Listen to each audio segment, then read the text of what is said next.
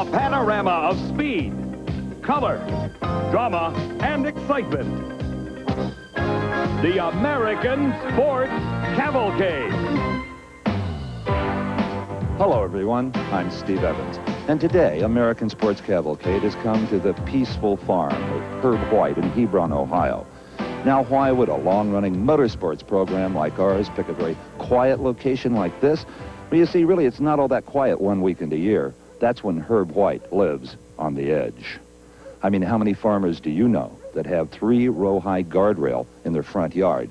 You think Herb's maybe a little paranoid about the country line? No, Herb has legitimate reasons for concern. What keeps his eyes wide open is what's across the street. The sand trap at the end of National Trail Raceway's quarter-mile drag strip that is supposed to stop cars that can't.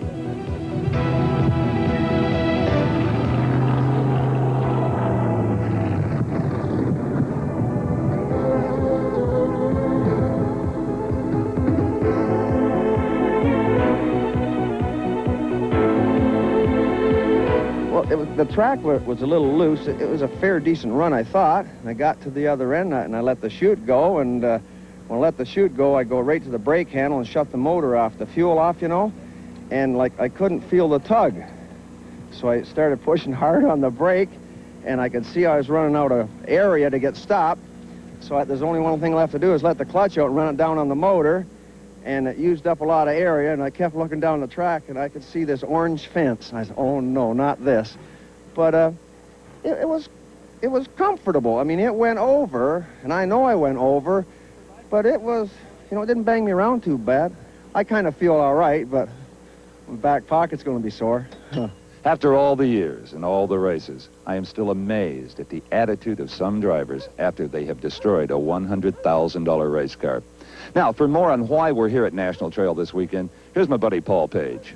Well, Steve, there's a giant crowd here today, and they're all excited about the annual running of the TRW Sportsman All-Stars. Now, that's the annual event that features great drivers like twice world champion Pat Austin as they fight one another in all 8 of the sportsman categories. But it's more than that. It's also an intra-division rivalry within the NHRA. Now, Pat Austin's division, Division 6 for the Northwest, well, they're the defending champions. Each of the divisions, as their drivers and teams move forward, accrue points. And at the end of the day, we'll also declare the divisional winner.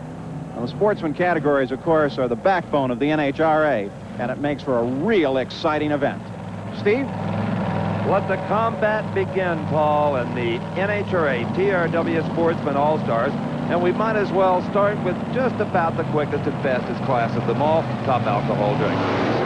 Nice thing about running in these particular cars, Steve, is that they are so very, very fast and using some of the biggest engines available in drag racing. They just don't have the nitro that you see in Top Fuel or in funny cars. But something they do have that their big brothers at Top Fuel Dragsters use are those giant tires. You see Bruce McDowell executing the burnout. Notice how they grow, just like they do in a Top Fuel car. The same size rubber, which is why they run a 2-speed transmission, so that they have the torque multiplication to pull that giant rubber without 4,000 horsepower. Probably around 2,000 here. They also tend to play with the cars a little bit more, and they don't have the kind of onboard computer that we see in the professional categories. And this top alcohol dragster round number 1 brings Wayne Selko of New Jersey, who is crew chiefed by Terry Smith. They qualified number 4 with a 626 up against Bruce McDowell, the number 1 qualifier with a 615 out of Bonita, California. His crew chief is C.J. McDowell. What is a top alcohol dragster? Well, you're looking at the beautiful car of Bruce McDowell from San Diego, California. And this is about 220 feet of chrome moly tubing, all welded together with the driver in the front and the motor in the back. Now, you could reverse this configuration, but most guys prefer all the hot oil back here. Now, the weight of the car is very interesting, and also the rules as to weight account for why you see different types of engines in this category. I got my handy-dandy NHRA rule book. Now, Bruce here runs a great big Hemi. Now, he has to carry 4.40 pounds per cubic inch. The car has to weigh 4.4 per every cubic inch in the engine. Now, he could run 500 cubic inches. The car would be over 2,300 pounds. So he runs about 430 cubic inches, a little over 1,800 pounds. Now, if you were to run a wedge engine, well, you get a weight break, 4.10 pounds per cubic inch. If you ran a true wedge, 3.7 pounds. And it could go down to 2 pounds per cubic inch if you had a little gas-burning small block Chevrolet. You'd never win a race, but you'd have a really light car. Now, behind the engine is the drivetrain, which consists of a 3-speed Lenco transmission and the typical narrow drive line of a top fuel or an alcohol dragster. All in all, they're a very quick car, a very exciting ride, and some of the closest racing in the sport is in this category of top alcohol dragsters. Well, Steve, the nice thing about it is it makes for a lot of innovation, a lot of variety, and an awful lot of tinkering. So up on the line, it's Wayne Selko and Bruce McDowell. Carefully they stage, moving the front wheels into the infrared beams. And away first, a good hole shot in the near lane for the dark car of Bruce McDowell. But Selko covers him up. A 6:22. McDowell falling way off his qualifying pace at 6:33, 221 miles per hour. Let's go to Paul on the starting line. Terry, hot little run against one of the big guns. Yeah, we were very anxious on that pass because we made a severe clutch change. We went 180 degrees the other way than we'd more be going. We put more clutch in it. Because it was spinning and shaking the tires, we keep taking clutch out of it. We went the other way and put a ton of clutch in it and controlled the motor a lot better. We're really happy with that pass. Okay, good luck. Thanks. And I'm sure the driver, Wayne Selko, is as happy as his crew chief there, Terry Smith. Let's take another look at it, Paul. Well, in the near lane is McDowell. He definitely gets the hole shot, comes off the line nice and strong. But in the far lane, Selko is getting a little better bite. The clutch situation pays off at the far end, where Selko comes up with a win, beating the #1 qualifier. Bruce, I know you're disappointed. The #1 qualifier, you went to the line with a lot of confidence, I assume? Well, I thought so, and I thought we could come out here and run good, probably a 6.0, and the car left the starting line and shook, and I punched the second gear button, and the shake went away, but I was also behind at that time, so we just kind of lost in low gear, I guess you could say. Sorry to see you out for a start. We'll do it again next time. And it's an important win for Wayne Selko because he will have a bye run in the semifinals. We'll be back. I'm Steve Evans along with Paul Page, and Paul, it's time for race number 2 and round number 1 of Top Alcohol Dragster. We continue the battle in Top Alcohol as Tim Baxter in the near lane out of Division 5 is ready to take on Amy Falk in the far lane, racing out of Division 2. Division 2 is the South, and Amy Falk is a proud Southerner from Memphis, a former world champion in stock eliminator. And her crew chief is her husband, Ken. And she will face Tim Baxter, who comes in as a last-minute substitution for Denny Lucas. Now, Tim is crew chief by his brother, Bob Baxter. And it just shows you how much of a family affair running in the Sportsman categories indeed is. You bet you'll find a lot of that, and a lot of state pride as well. Tim Baxter's car, called the Jayhawker, in the near lane. He uses a big Arias power plant. It's a hemispherical engine, but totally unlike the Chrysler-style power plant that Amy Falk is using, built by Brad Anderson. Amy is the last to stage. They're ready. And Amy away first by a little bit. But Baxter ready to pull on the power in a real close race. Baxter comes across with the win. It's Baxter, who really wasn't even prepared to run this race at the beginning of the week, comes with a 6:20, 216-mile-an-hour pass to take the win over Amy Falk. And you know, Paul, if you consider Amy had a little hole shot, that all boils down to a dead heat. It took the electronic finish line judge to call this one. Well, you take a look in the far lane, there's no question about it. Amy Falk got off the line first, picked the wheels up just a bit. But Baxter hooked up nice and solid off the line, begin the acceleration, and then at the finish line, well, he was definitely there and definitely came home the winner of this particular run. Steve? Tim Baxter, a 6:20, an incredible upset. Oh, we had trouble with the fuel system all week. Norm Drazy's been with us all day today. We figured up on the calculator, and I think we're getting closer now. Well, I tell you, you had to have stunned Amy Falk. This is even a bigger upset than we saw in the first race. Yeah. You came in as an alternate. Yeah, it was a 673. We kept dropping holes. Now we got her dialed in. You know, most racers, a few hundredths they'll take. You dropped a half a second. Well, thanks to Norm Drazy. He's helped us a bunch. Supercharged wizard Norm Drazy getting credit for this one. Wow. So Tim Baxter out of Division 5 moves ahead, and we're about to see who he will face.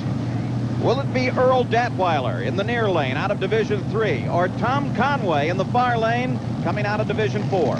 You know, one thing you'll notice if you're a regular follower of NHRA drag racing competition on American Sports Cavalcade, unlike the top fuel cars, these things don't sit on the starting line and just rattle and bounce and bang on the tires because they don't have that nitromethane fuel.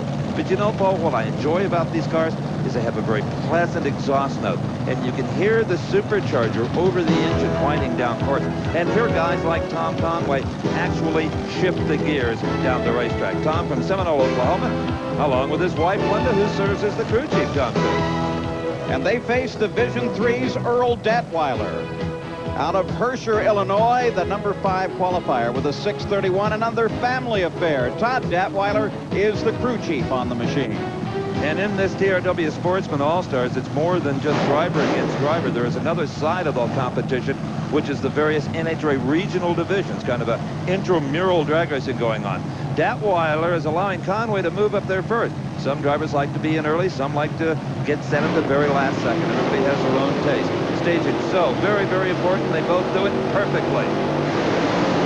Conway in the near lane gets away first. He's definitely the man to beat here, but look at Detweiler. Detweiler has come from behind to defeat Conway. A 6.18 at 218 miles per hour. Defeats a 6.29 at 213. Paul's with the crew chief. Todd, good little run there. Yeah, we're starting to come around. We struggled most of the beginning of the year, but we're coming back now. We heard a lot of parts, and we're starting to get it figured out finally. Now you're going to face Tim Baxter. Yeah, we're going to have to keep up with it. Tim, he came around that run too, so we're going to have to step on it a little bit. All right. Thank you. Well, they may have to step on old Earl, too, because in replay, you can see that he just got drilled on the starting line by Conway. Conway off the mark first by over 0.04 of a second, and that is just a train length in today's drag racing, Paul. Well, no question that Detweiler was slow at the switch, but look here, he made up for it at the far end as the revs and power really pay off, and he comes across the line first. So as a result of the racing in round number 1, it will be Earl Detweiler against Tim Baxter. Upsets here in round 1. Detweiler will have the lane choice, and of course Wayne Selko has the good fortune of a bye run when they go to the Top Alcohol semifinal. In all 3 races in the Top Alcohol Dragster first round, the slower car has won. And Earl Detweiler, you're going to love this elapsed time, a 6:18. Oh, that's fantastic. I've never run the teens before. I knew that. I love it. I love it. That's fantastic. What's responsible for it? Well, we heard a lot of stuff early, and we just got real safe, and we've just been trying to come back. It's just, that's all I can say. My guys worked real hard.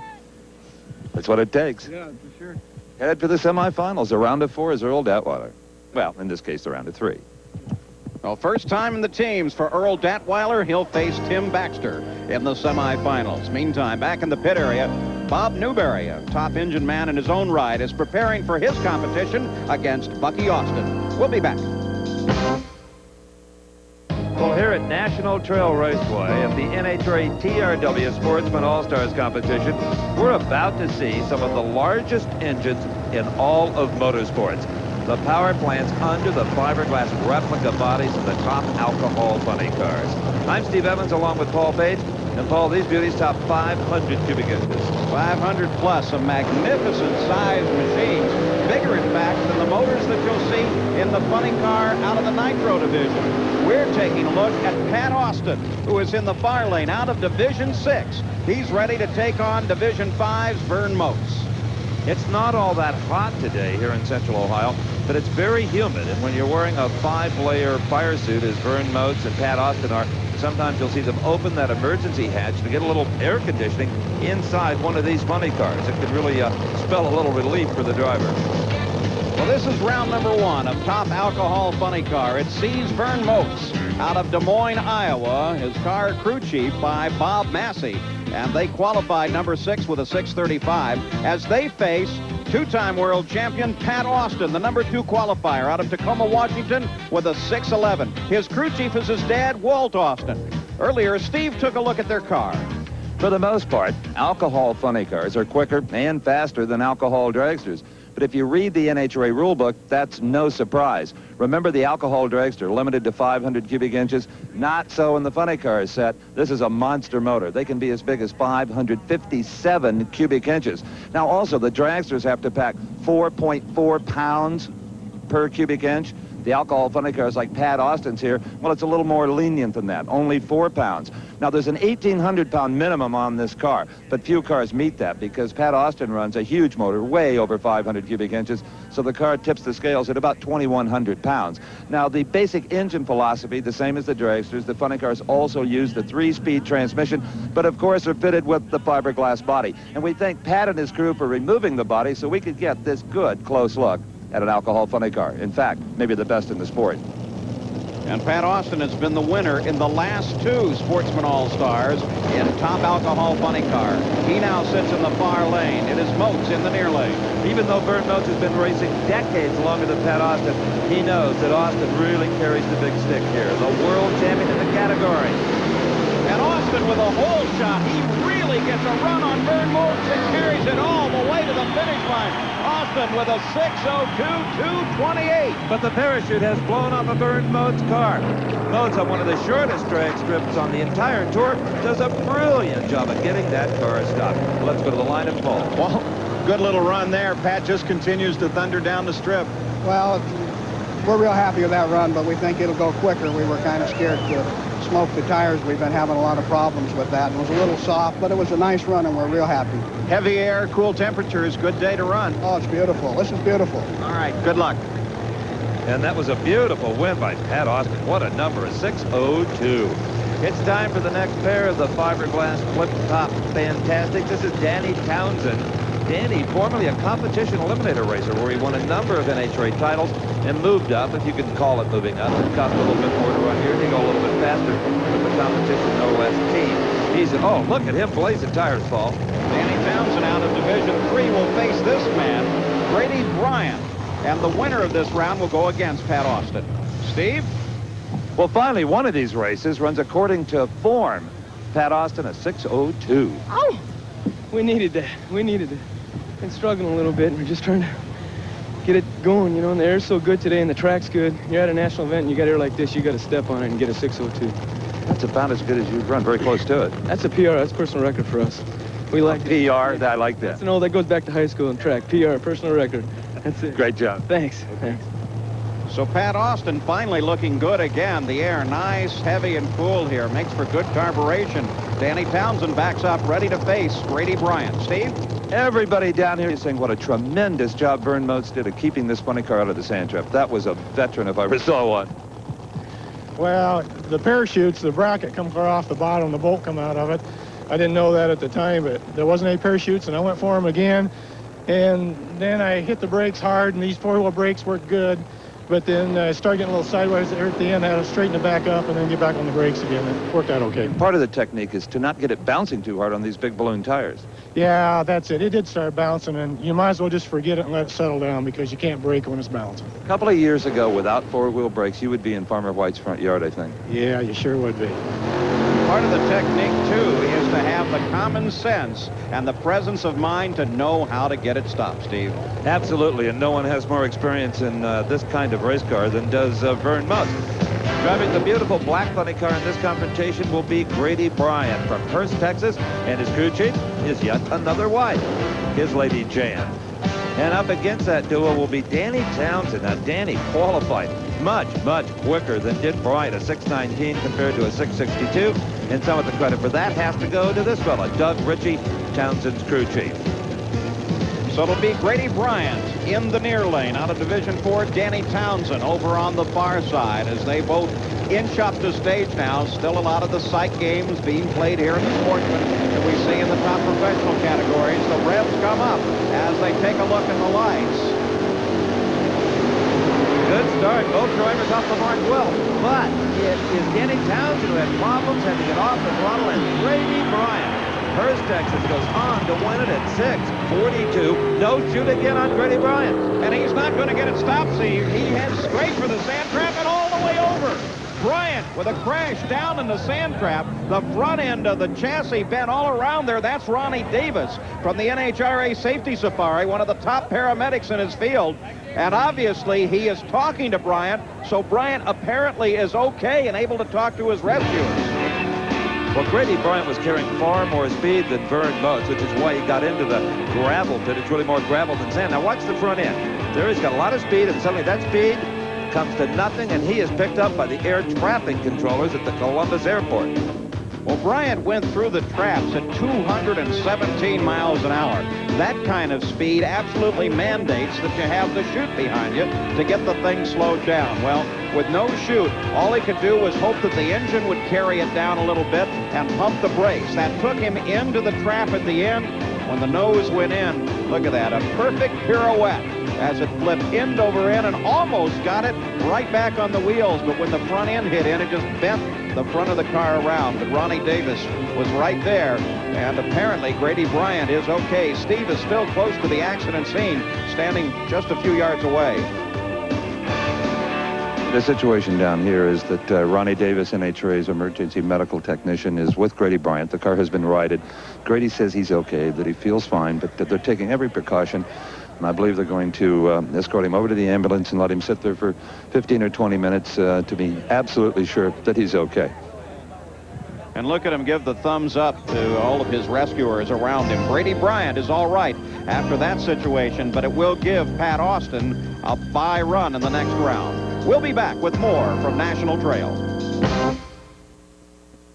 Excitement coming your way from National Trail Raceway near Columbus, Ohio. I'm Steve Evans and Paul Page, and you're looking at the next pair of supercharged alcohol funny cars in the NHRA TRW Sportsman All-Stars competition. And Paul, there is one of the brightest men in automobile racing, Brad Anderson. Absolutely, a man who really knows his engines. As a matter of fact, he supplies engines and the heads for those engines to many of his alcohol competitors. Brad Anderson out of Laverne, California. The machine is taken care of by his daughter, Shelley, qualified number 3 with a 612. They face, of course, Terry Mullins out of Division 2. Mullins qualified number 2 with a 611, and the crew chief on the car is Howard Moon. And the fact that Mullins out-qualified Anderson doesn't mean a darn thing, because Brad Anderson is known to be an experimenter. He goes out there and every run he tries this and he tries that. When it comes time for actual competition, he bolts on the things he knows will work. And let me tell you, if you give Brad Anderson a piece of metal, he'll do something darn smart with it. An absolute craftsman in the far lane, Brad Anderson. Terry Mullins pulls up to the stage on the near side. Anderson moves in. Mullins moves in. A good start, dead even off the mark. Anderson asserts himself at the far end. Brad Anderson, you bet, he's right with the best. 611 to a losing 621, 223 miles an hour for the winner. Let's go to Paul Page with Shelley. Good little run there for the Anderson family. Austin got an 02, we got an 11. We got a work to do. All right, good luck. Well, a 611 would normally be an opportunity to celebrate, but not when Pat Austin just laid down that 602. And here you're looking at a man who accomplished what all the alcohol drivers dreamed about, being the first into the 5. Earlier this year, Bob Newberry in that beautiful yellow, red, and blue machine accomplished that feat on his home racetrack in New Jersey. And on the near lane, racing out of Division 6, is Bucky Austin. Now, Pat Austin, you've already seen him in competition here in Top Alcohol Funny. Well, this is his uncle, so there's the real possibility of a family affair in the final round. Steve? Brad, Terry appeared to react first by just a bit off of the starting line. Yeah, I think I was a little late. He was ahead of me at one point, I know, and then it drove around him. Well, a 611, you tend to do that with those kind of numbers. Is that what it went? Yeah. Well, we're going the right direction anyway, so yesterday it slowed down, so I feel better about that. Well, I know you saw on the board Austin's pace-setting 602. Can you run with that? Oh, I think so, because my customer, Peter Galen, ran an 03 a while ago, and we pretty well know what they're doing. Okay, see you in the semi. Thank you. Thank you. Now, Brad's reference there to Peter Galen and the others are that during the Sportsman All-Stars competition here today, all of the Top Alcohol Funny cars are qualifying for another event to be held here at National Trail tomorrow. Well, there is the machine of Bob Newberry, and you can bet even Brad Anderson has to be concerned about what Newberry will do here in the first round. Will he run into the 5s? We've already seen a 602. Bucky Austin accomplishes the dry burnout, or the racers call it the dry hop. Bucky was checking to see just how the clutch and the traction would react to each other and see how his crew chief, Tim Piaschu, had set the car up, if it's going to work or not. And they will face the incredibly quick Bob Newberry racing out of Division 1 in the Northeast, Schenectady, New York. Ed Copper is Newberry's crew chief. They qualified number 1 with a 602. All right, Newberry is moving forward. He'll be in the right or far lane. He is right up into those beams. Bucky Austin has still not really made a move towards staging, Paul. fact, Austin is taking plenty of time about moving forward. Of course, he's trying to rattle Newberry as best he can. Now both cars are up into the lights and ready to go. Bucky Austin keeps an eye on that Christmas tree. Bring the revs up in this top alcohol-powered machine. Finally, he moves into the lights. They drop the green, and because of it, Austin is able to get the whole shot. But Newberry pours on the power at the end, and Newberry takes the win with a 6:03.229. Well, I'll say he poured it on. 6:03, very close to low ET of the day. Ed, good little run with an 03. It wasn't too bad. The car got out of shape and shook, I believe, the starting line. I think his opponent there held him on the light too long. You've got to face Anderson next round. Yes, we do. Any problems there? I don't think so, no. Pat Austin's the target, right? Yes. Good luck. Thank you. Steve? Well, a wise racer, Paul, told me one time you can only be burned down on the starting line if you allow that to happen to yourself. And Newberry did. He just moved right up there, and Bucky took his time and was really ready to anticipate the light. A perfect 4-0 light. You can't cut him any better than that. But his 6:22 was not enough to handle Newberry. Well, despite the fact that he was caught sleeping, Newberry still ran a 6:03, but still quick of the round as Pat Austin 6:02. So the pairings for the semifinal round. Brad Anderson will face Bob Newberry. Newberry will have the lane choice.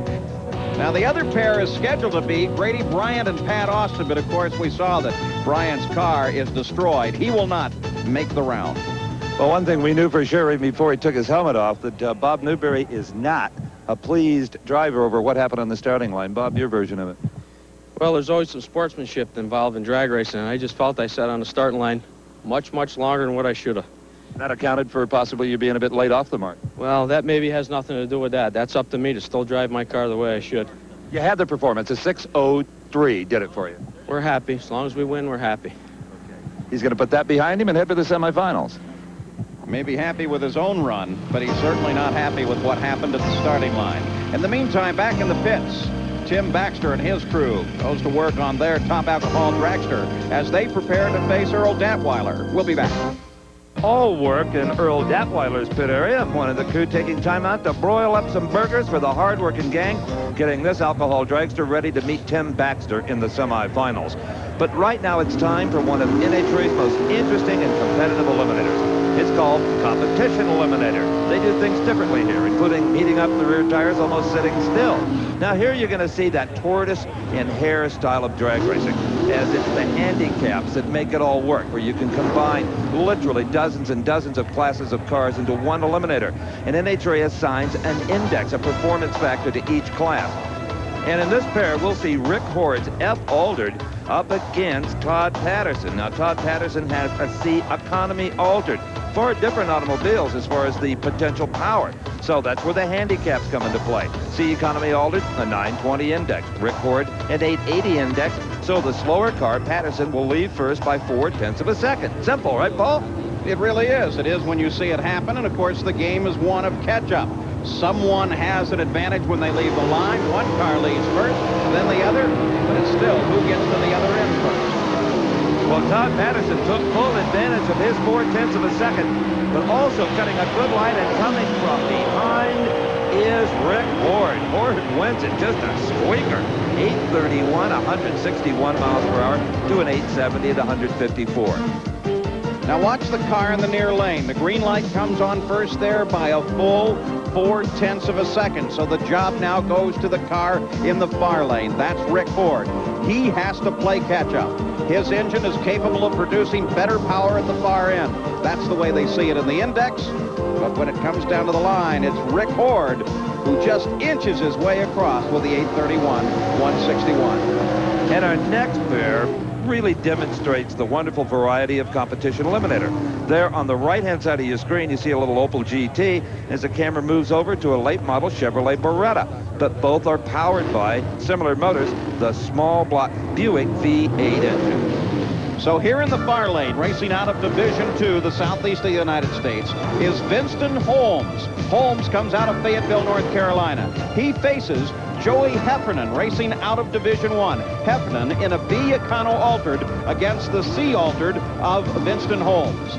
And as we look at the tail of the Christmas tree, it's obvious that Heffernan, with a slower index of 885, will be leaving first by 0.35 of a second.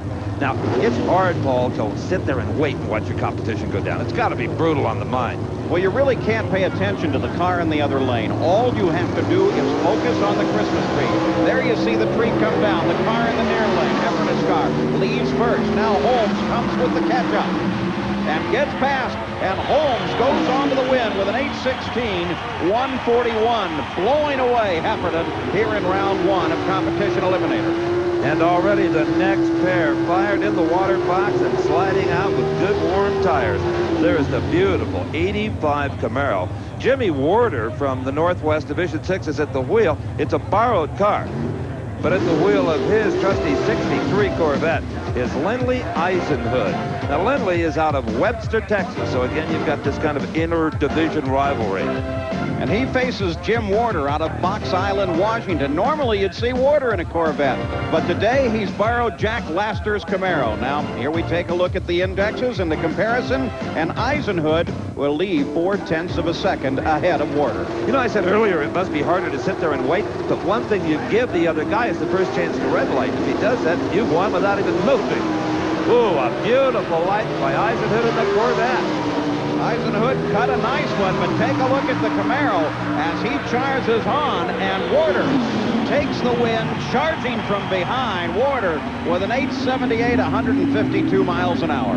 Boy, and he just drove right by him, winning it by well over a car length. But there is always some doubt when you're back there trying to play that catch-up game. Well, there's no doubt about who's going to win this next, but none whatsoever, because Steve Ambrose in that beautiful little Ford-powered 6-cylinder dragster has a bye run. He was supposed to race John Johnston, a Nissan-powered 6-cylinder rail, but he broke and is unable to make the call. So you can't even red light in this situation, Paul.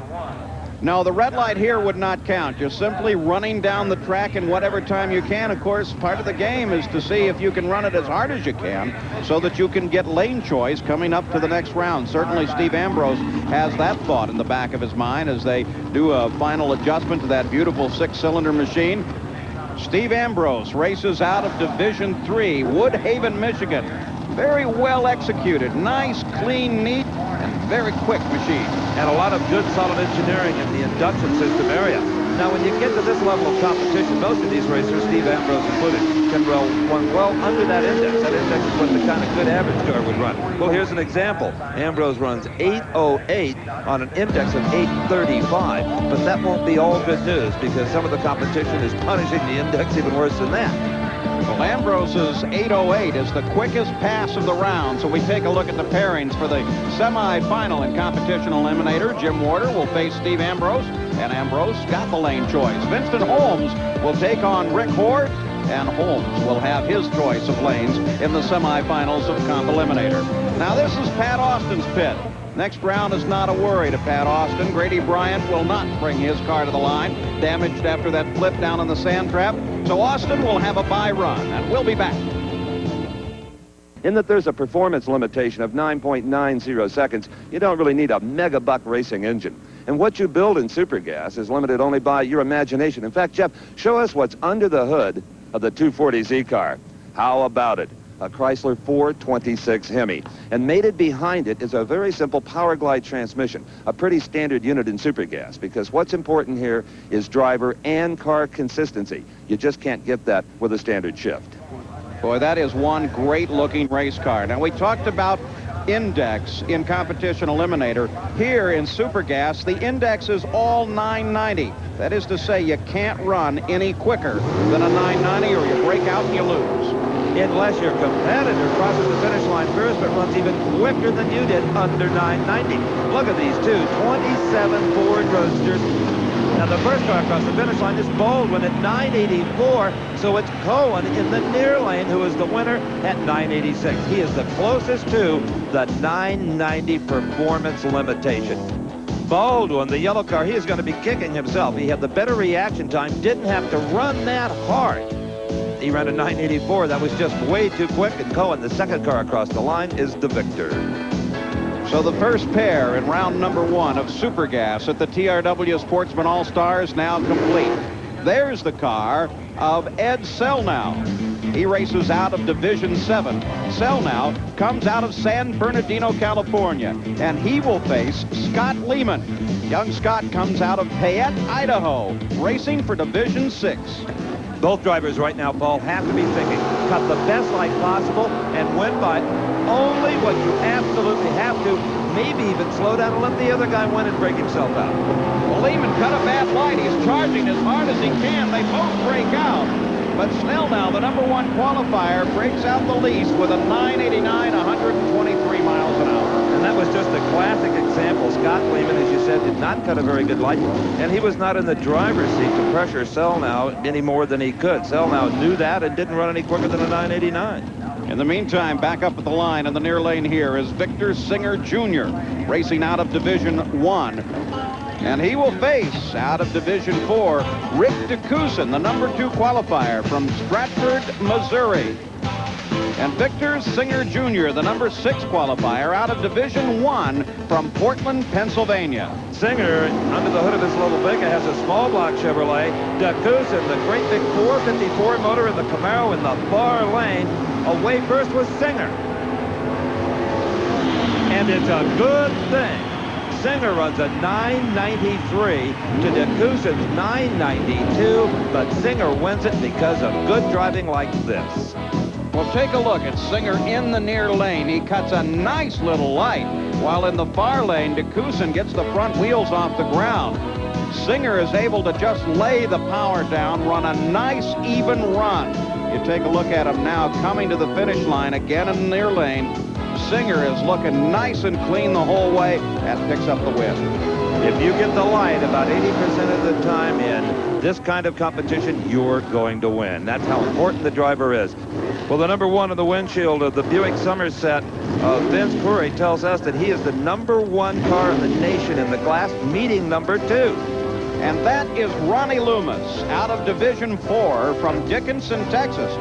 His opponent, Vince Corey, out of Division 3 from Mount Clemens, Michigan. Now, both of these drivers utilizing the big block Chevrolet. It's the most popular combination in super gas. In the bar lane, for Loomis is another one of the little Datsun 240Z cars with a big American engine transplant. Good light by both guys. And it is Ronnie Loomis, because he's over the index at 993. Corey ran under it at 988. So that sets up the semifinals in super gas. Victor Singer Jr. versus Ronnie Loomis. Singer has the lane choice by running over the index there. Steve Cohen will race Ed Selnow. Cohen will have the lane choice when those two guys get together. The Alcohol Dragster semis coming up. National Trail Raceway, just outside of Columbus, Ohio. I'm Paul Page with Steve Evans, and we're at the TRW Sportsman All-Stars Challenge.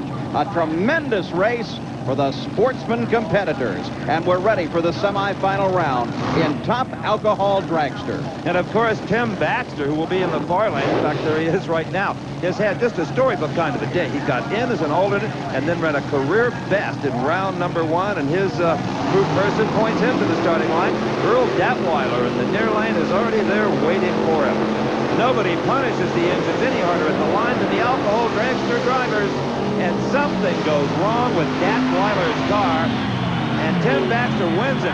But I'll tell you, he got a little lucky there. He went from 620 to 674. He'd have been in trouble had Datweiler had a good run going. Paul's with crew chief Bob Baxter. With that run of 74, you think you're going to need a bit more? Oh, we need a lot more. We had a dead hole that run, and it shook real bad. Bad run. Any problem getting her fixed? I think we can get her handled. All right, get down there. Good luck. Thank you.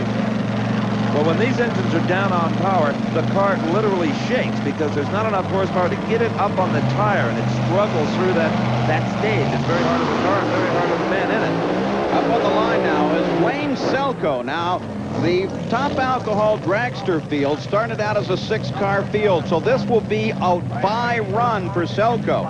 But still, he'd like to get a feel for the track and also run as quick as he can when he makes his bypass here, so that he understands this track a little bit better when he comes up in the finals. Let's go to the far end and Steve. I think the first thing I'm going to do to Tim Baxter is to pinch him. Yes, you are going into the final of the TRW Sportsman All-Stars. Just hoping I didn't red light. No, you did everything fine, and he had some problems. Yeah, I saw him shut off probably 200 foot out there and going on by, and our car nosed over at the end, so I got out of it. So I don't know how good the ET was. Not good at all on the 670s. 670s? Was that right? The tires slipped a lot and finished starting line, too. You can hop it up, can't you, for the final? Yeah, we can make some changes. We'll be all right. Okay, Tim Baxter, who would have thought it? The alternate goes into the final round. Well, back at the line, Wayne Selko knows that he has to shoot for that 674. Buster Couch, NHRA starter, takes a look down the track as Selko comes up, knowing that he wants to run just fast enough to get lane choice for the final round. That's right. You never know when that could come in very handy. Ooh, that was close. Selko almost left before the Christmas tree was activated, and that would have disqualified him. But with all that, he still gets lane choice. A 655 will have it over Baxter. Let's go to the starting line. Crew Chief Terry Smith. Well, 655, you look like you're plenty strong enough, and Division I's looking good going into the final round here. Yeah, well, it would have ran a lot quicker, but being there was a buyer on the red light came on and threw him off. He rolled the start, so car actually moved and started the timer for a couple tenths of a second before he actually made a run, so it would have ran a low 20. You feel pretty confident then? We feel confident. All right, good luck. Steve? When there's no car in the other lane, as soon as Buster hits that switch, the red light instantly comes on over there to tell you you've won. Well, it almost cost Wayne Selko. So in the final of Top Alcohol Dragster, Wayne Selko will face Tim Baxter. Well, Wayne, you've got to be reasonably happy the way this day is going. Very happy. Very happy. You get a gift in the semifinals. The car slowed down a little bit, 655. Well, I had to pedal it. He really got out of shape pretty hard. Something you might not have done had you had an opponent? No, we tuned it the same. I probably would have tried driving through it if I had a car next to me, though. You got everything going for you. Good luck. Thank you. Back up at the starting line, it's Pat Austin and his Top Alcohol funny car. He has a bye run because Grady Bryant flipped over down at the far end. His car is heavily damaged. A little while ago, Steve Evans was able to catch up with Grady Bryant for this update. Well, I'm happy to report that this man, Grady Bryant, after a few minutes in the back of the ambulance, the little birdies all kind of went away and you're feeling good. I got the cobwebs cleared away. I just kind of depressed, got my feelings hurt. Here we are, 4th in the nation, leading the division, and had a problem like this, but that's racing, Steve. Well, I doubt you could repeat the exact words as you entered the trap on national television, but I'm sure you knew you were in deep trouble. I knew I was in trouble. Parachutes didn't open. It's nobody's fault. It's one of those things, but thanks to the sand, we didn't go in the trees, and that's what helps. Could you have braked any harder? Anything looking back that you would have done different? No, we had a real good pass going that time, and we were trying to stop as hard as we could. And we got it slowed down. It was a real slow roll, and that's what helped us. We feel good about it, though. Well, I'll tell you, when you see the video, you will not believe how high in the air you were. Oh, you did get a video of it? Well, you bet. So as a result of that crash, Pat Austin has the bye run. And he wants to show Bob Newberry and Brett Anderson, who are waiting in the wings, that he owns this racetrack today. He has low ET of eliminations at 6.02. He loads the clutch, hammers the throttle, carries the front end to half track, and the number on the board, a 6.07 at 229 miles per hour. Paul is with Pat Pop. Slow down just a little bit there. You're still okay? Yeah, we think so. They've run good mile an hour, so it's making good horsepower. We just need to get the clutch adjusted right, and it'll be there. And getting set for the final. Steve? Getting that clutch adjusted right, boy, that's the secret in any supercharged class of drag racing. These multiple disc clutches, that's what sheds the excess horsepower so that they don't smoke the tires, and then locks up progressively down the racetrack to try to get the big speeds in a lap's time. I tell you, for any follower of alcohol funny cars, this is a dream matchup. Bad Brad, they call him out in California, Brad Anderson in the near lane, and the quickest of the quick, first into the fives, Bob Newberry. Two absolute masters with the engine. They love to tinker, they love to play, and they're ready to face one another. Let's go to the far end. Well, Pat Austin, certainly a beautiful pass under any conditions, but I doubt, knowing who's behind you, that your 607 puts lane choice out of sight for you. It's probably not gonna, but we went up there. We didn't know what to do basically on the tune-up as far as the fuel system, so we went up there and went to software, and we know what we can do for the final. So let me ask you something. You have a 3-speed transmission. Are you shifting the car manually? Is it done on timers? No, I shift it. Where do you make the gear changes? I go by sound, but I shift into high gear just about the 8th mile cone. That's where I use it for second gear. First gear, it's all just here. You know, mostly it's all here, but I use the cones every once in a while. Well, first gear is almost as quick as you can pull it, really. Yeah, you know, it happens fast. Sometimes it's hard to get it right every time. Back at the starting line in the far lane, there is Bob Newberry. Newberry beat Pat Austin's uncle, Bucky Austin, to bring himself into this semifinal round against Brad Anderson. Two engine experts on the line now. That's right, competitors on the racetrack and in business.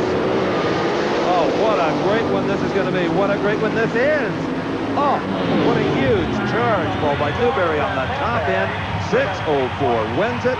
Anderson a little out of shape, a 6:18. Let's go to Paul at the line. Well, Ed, you're set up for a whale of a matchup in the final against Pat Austin. What do you think? I'm glad we got lane choice. I think the right lane's better than the left. So you figure your position is all set and you're ready to take him on? It's never all set, but I think we're in good shape. All right, good luck. Steve? The Alcohol Funny Car Final is rated a toss-up.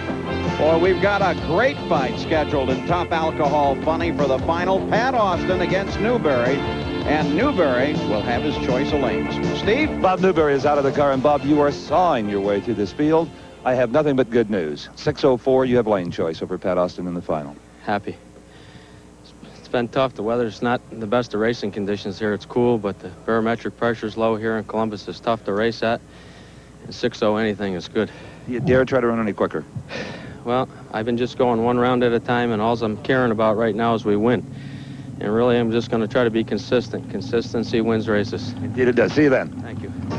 Well, back in the Supergas pits, Ronnie Loomis's crew working on the car, ready to face Victor Singer Jr. The semifinals continue right after this. Beautiful Super Comp Dragster out of Minneapolis. It's hard to believe that you don't have to spend a family fortune to go drag racing in a pretty quick manner. But it's true. Take a look at that engine. That's not a $25,000 or $30,000 racing engine. It looks like it, but you could build that for about $2,500. It's all you need to go 8.90 seconds, and that's the limit. And if you look in the back, if you're Weekly National Dragster, I'll bet you'll find a good buy in a used chassis, some wheels and tires, maybe even a trailer. For about, under $10,000, you could build a competitive Super Comp car. It just might not be quite this pretty. And also, when you join NHRA, not only do you get National Dragster, you get a rule book, all kinds of goodies. And if you join right now, they'll even throw in a free copy of the multi-award-winning home video, Decade of Thrills. So do it right now, and we'll see you in Super Comp at the races. Well, up at the line, we're ready for some great racing in the NHRA TRW Sportsman All-Stars. This is Comp, Rick Horde, and Winston Holmes. Winston Holmes will be in the near lane, and here's how it sets up. The D altered index is 880, so Horde will leave 0.3 of a second ahead of Winston Holmes. Watch the car in the far lane. Whether you leave first or second, how close you leave to your green light, your reaction time is critical in this kind of drag racing. No real advantage to either driver off the mark. Holmes veered out of the racing line a bit, and that could hurt him. It is Rick Horde, 8.30 on an 880 index, 161 miles per hour. And a nice little run. Now, watch here as they come to the finish line. Winston Holmes in the near lane almost caught him. He was really running hard, but it was Rick Horde that came home the winner. For the second time, Rick Horde gets out of his car with the same question. Who won? And again, I have the same answer. You did. Thank you. It was close again. Like I said, it was about a foot on the other end, and we may have been a little late off the starting line, but the car must have run well is all I can say. Good luck to you. Well, there's the borrowed car of Jim Warder, but it's brought him all the way to the semifinals of Comp in the TRW Sportsman All-Star Challenge. Here's the way the handicap will come down. The advantage will go to Warder by nearly a full second. Now, Warder had his index reduced since the earlier round from a 930 to a 929. You can run under the index, but if you punish it too hard, NHRA penalizes you right on the spot. So Warder has 100 less to work with in the semis than he did in the first round. A red light by the dragster in the near lane. Steve Ambrose has given this one away. Even if he gets around, it won't much matter. And there may be a good example of just getting too anxious as Warder scores the win with an 879-152. So the scene is set now for the final round in Comp, and Rick Horde will take on Jim Warder. Horde will have the choice of lanes. Back up to the starting line, we're ready for the semifinal round of Super Gas, Ed Selnow, will face Steve Cohen. But first, let's go to Steve. By the look on this man's face, Paul, I'd have to say that, Jimmy, you didn't know he red-lighted. I was out, you know, probably in third gear by the time he left. I had no idea. All I know is he passed me, and I said, oh, man, that's it. You get a reprieve, my friend. Oh, man, thank you. Feels good. Jimmy Warder, Division 6, the Great Northwest. So the interdivision fight continues here in the All-Stars battle in the near lane. That's Steve Cohen in the Roadster. And there's Ed Selnow. But remember, there's no handicap here, just that performance limiter of 990, and neither wants to run under it. Selnow in the far lane may have an advantage. He does, almost a car length. And it's because he had a terrific reaction time. The elapsed times are identical as we watch them again near the finish line. Both run 993. So with identical ETs, where was the difference? Well, it was back at the starting line in the whole shot. Selnow came off a little bit faster and scored the win. Let's go to the far end to Steve. You know, they say that Super Gas is about 80% driver and 20% car. Well, here is Ed Selnow, the 80%. Your 993 beat his 993. Your driving beat your opponent. Must have got him off the line, I guess. Bet you did. How do you do that so well? Just a lot of practice, and that's all I can say. We run a lot, and we keep good records and everything, and go different places and keep records and just dial the car as best we can. There's nothing you can do at home. I know they make some electronic devices and little play Christmas trees. Any of that valuable to you at all, and the kind of practicing your reaction times? At first, when you get the car, you know, put new parts on it, you test things. But after that, you're kind of on your own. The track is the place to do it. What do you think? One more round? One more round. I'm going to do it. I'll see you again. Great job. Thank you, Steve. Thank you. So Ed Selnow makes it to the finals in Super Gas. Who will he face? Will it be in the near lane, Victor Singer Jr., or Ronnie Loomis on the far side? And under the hood of the 240Z car in the far lane is that big block 454 Chevy. The little small Chevrolet, the engine the race is called the Mouse Motor under the hood of the Vega of Singer. And it is a good start by both of them. And at the finish line, it is Singer at 993. Victor Singer Jr. will go to the final round because Ronnie Loomis ran 989. So here are the pairings for the Super Gas final round. Ed Selnow with lane choice over Victor Singer Jr. Steve? Well, then tell me what happened to enable you to run a 993. Your opponent breaks out at an 89. You win. You go to the finals. How did that all happen on the racetrack? I really don't know. I don't know what the lights were, but it was real tight upstairs, I'll tell you that. But, you know, the car just worked and left. I think the starting line was pretty close, but he just tried to make it a little bit too fast. It was a real good race. Headed for the final. Ready for the final two in Top Alcohol Funny Car. This is Bob Newberry's pit area. Final preparations underway as they are ready to face Pat Austin in the final. We'll be back. Central Ohio, the shadows are lengthening, and the finalists in the TRW Sportsman All-Stars competition are just now starting to show up in the staging lanes. Now, we have been covering in depth 4 categories. There are 4 others. Eliminations were completed earlier. Let's take a look at those. First, it was Gary Erickson, 71 Vega in the right-hand lane, Dodge Sturgeon, 67 Camaro in the near lane. Off of the starting line, it was Erickson first, and then Sturgeon's car got just a little bit out of shape, and that might have made the difference because at the far end, it was the car in the far lane, Erickson at 1091 to a losing 1092. Well, we had to tell Gary Erickson that he had won Super Street in this competition for sure, because you really don't know with the breakout situation. No, I wasn't sure, but I was sure glad you pointed at me. It sure looked good. What do you think it ran? We've been playing this little game. You guys are so good at that. You were on a 1090 index. What do you think you ran? 1091. How do they do it? 1091 is exactly what you ran. Congratulations. You're the champ. Thank you very much. It's been a long trip, and I really enjoyed it. And you deserve it. Thank you. Well, the competition continued in Super Comp, both between competitors and in this interdivision rivalry. Now, Super Comp are purpose-built race cars. They run on an 890 index. In this particular case, the final round of Super Comp, it is Bruno Massel out of Division 3 in the far lane, facing Robert Sellers from Division 2 on the near side. And it's Massel against Sellers foul. Massel ran a 893, 149 miles an hour. Well, here's a man who's got to be awfully happy with a pretty red and white Pontiac, and only your second race with a new car, you'll win the TRW competition. I won it. Oh, thank you. And from Craig, congratulations from you. I really... Oh, this is great. I love this bus because he red lighted. Oh, great. This is excellent. This made my day. This is great. Meeting you and doing this is great. This is great. Well, telling you made mine, too. Thank you much. I'll go with the winning, but not necessarily with meeting Steve. The next final is the stock final run earlier. Now, stock is exactly what it suggests. They run on an index exactly like comp, but you cannot break out. This particular run, the final in stock, Grant Lewis in the near side, Mike Walter in the far side, and Lewis with an 11.72, 112 miles an hour, took the win. Well, here is a man who was on a tear in stock eliminator. Grant Lewis, winner at the Cajun Nationals, and now winner in Columbus in the TRW Sportsman All-Stars. How you, Steve? 11.72. That's a good run. I let out a little bit at the end, but what can I say? You had a little bit of a cushion?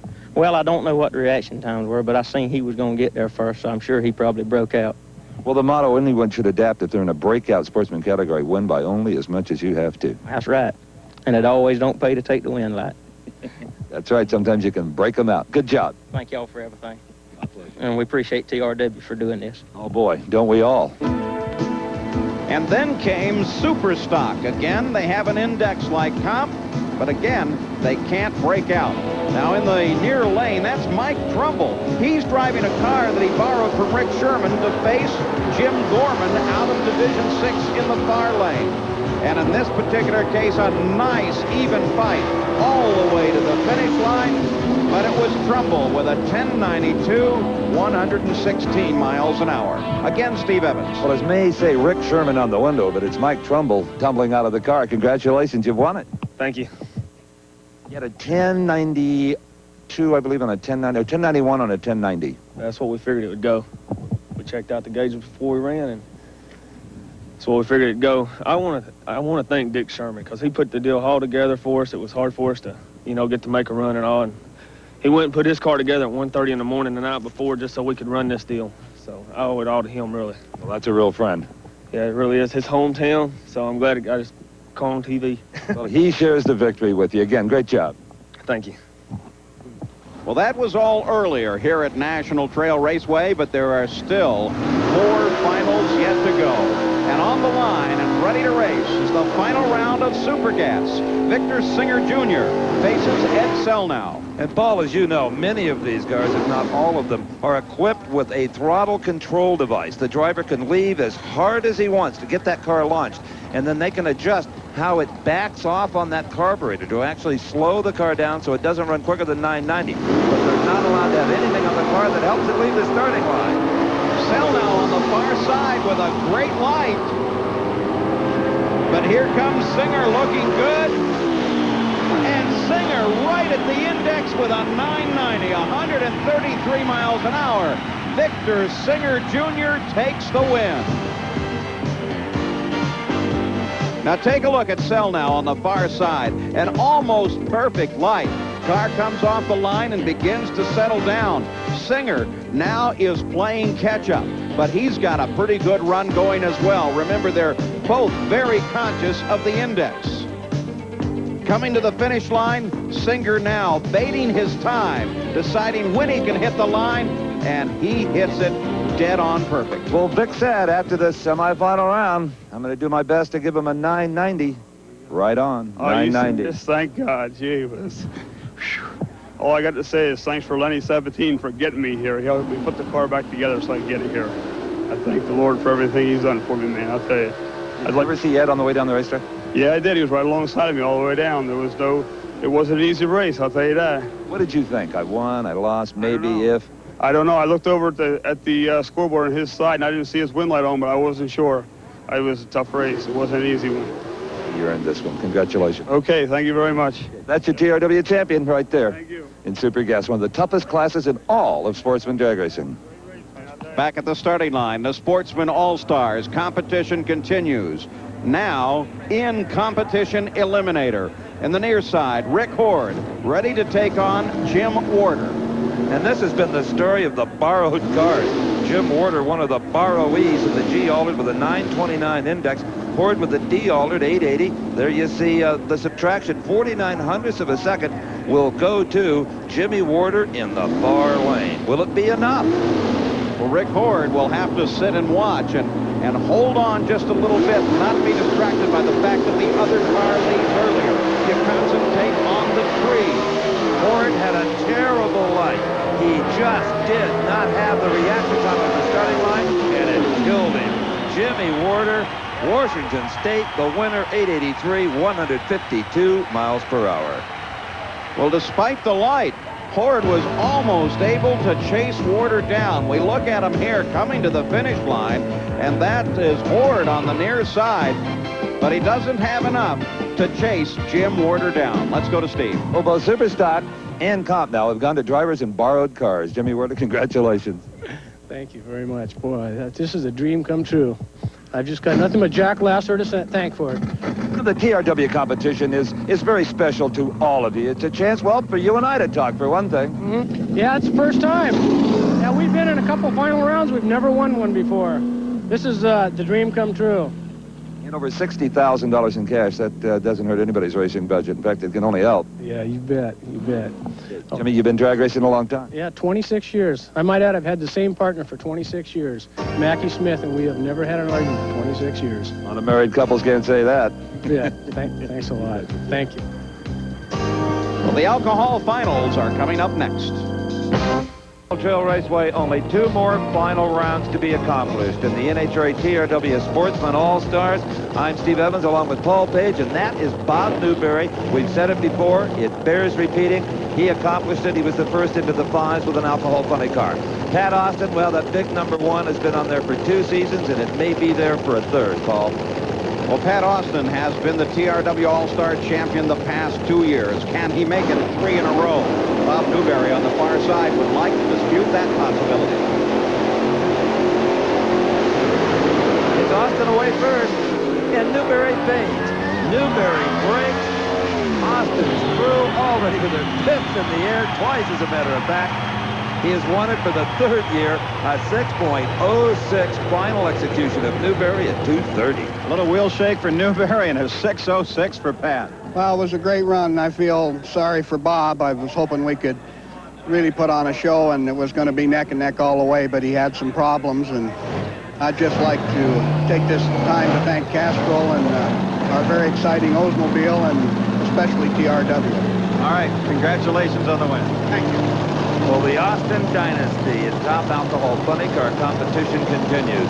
Now it's time for, well, the same basic engine, only in the dragster chassis. And this is Wayne Selko as he comes up to the line, ready to face Tim Baxter, the last final in the TRW Sportsman All-Stars. Steve? Pat Austin, for the 3rd consecutive year, is the TRW champion in alcohol funny car. Feels good, huh? Great. Castrol bitch. That's it. Great. We're happy. Newberry shook the tires apparently, but you were really on a good pass. How did it run? 06. All right. Yeah, that's good. We're happy. Yeah. We knew that, we're going to be a good runner. Just hope not to shake tires and put the power to it and get it on. This is a new trimmed-down version of the Pat Austin here. Yeah. The team put me on a diet and they beat me to death, so it takes the weight off. 30 pounds is 100th. Can't hurt. Got to do what you got to do, right? Congratulations again. Thanks. Appreciate it. Woo! So with a very happy Pat Austin and his funny car victory, at the line, 1 more run for the day. Top Alcohol Dragster.